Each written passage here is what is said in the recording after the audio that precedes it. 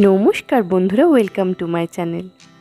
আজ এমন একটা গাছ নিয়ে চলে এসেছি যেটা শুধু ফুল দিয়ে আমাদের মন ভরায় না, কিন্তু আনন্দও দেয় তার সাথে, যার নাম হলো লজ্জাবতী। হ্যাঁ, এই নামই সাধারণত আমরা গাছটাকে চিনি।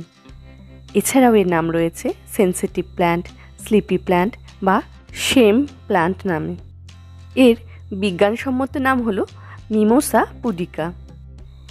এই গাছটাকে আমি আনন্দ দেয় এই কারণেই বললাম যে এই গাছের পাতা একটু ছুলে বা ঝাঁকুনি দিলেই কিন্তু বন্ধ হয়ে যায়, যেটা কিন্তু একটা খুব মজার ব্যাপার।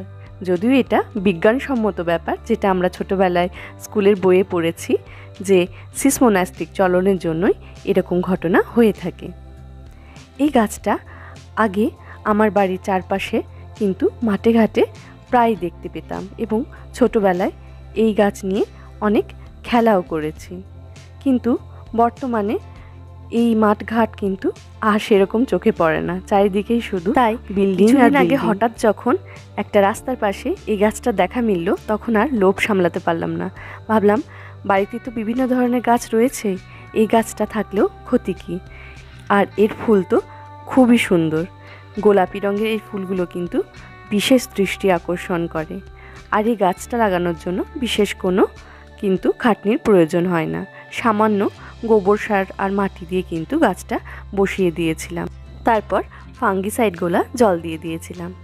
গাছটা কিছুদিন যাওয়ার পর এরকম একটু বড় হয়ে গেছিল, তাই ডালগুলো ছেঁটে ফেলেছিলাম যাতে গাছটা একটু ঝাঁকালো হয়ে যায়।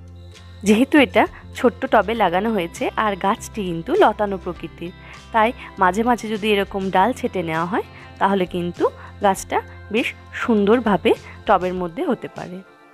আরও বেশ কয়েকদিন যাওয়ার পর দেখুন গাছটা কি সুন্দর হয়েছে, পাতায় পুরো গাছ ভরে উঠেছে এবং এসেছে প্রচুর পরিমাণে কুঁড়ি এবং ফুলও ফুটে রয়েছে। আর এই গাছের পাতা বোজানো যে কি আনন্দের, তা যারা আমরা করেছি তারাই জানি।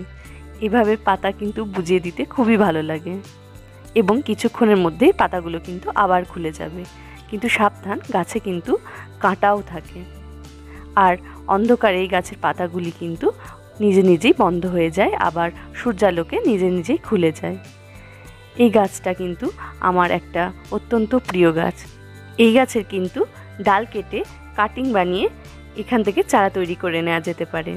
তাহলে বন্ধুরা, আপনারা বলুন আপনাদের কাদের কাদের এই লজ্জাবতী গাছ খুব ভাল লাগে, এবং আপনারাও বাড়িতে এই গাছ কারা কারা লাগাতে চান সেটাও কমেন্ট সেকশনে জানাতে ভুলবেন না। ভিডিওটি ভালো লেগে থাকলে লাইক করবেন এবং চ্যানেলটিকে সাবস্ক্রাইব করে আমার পাশে থাকবেন। ধন্যবাদ।